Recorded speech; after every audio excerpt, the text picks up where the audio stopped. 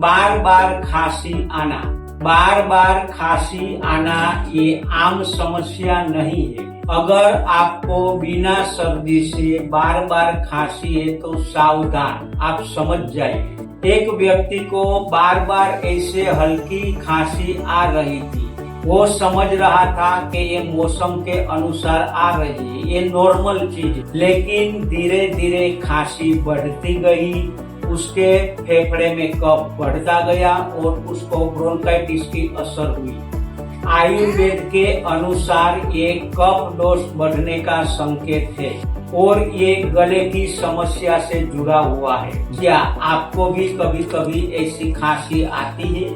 आयुर्वेद में कहा गया है सुबह और शाम हल्दी वाला गुनगुना पानी पीना चाहिए। हल्दी और शहद मिक्स करके लेना चाहिए। सुबह उठते खाली पेट 8-10 पत्ता तुलसी का चबा के खाना चाहिए और शाम को सोते समय एक लविंग चबा के खाना चाहिए। अगर ये समस्या आपको भी है तो आप अभी से ही ध्यान देना शुरू कीजिए।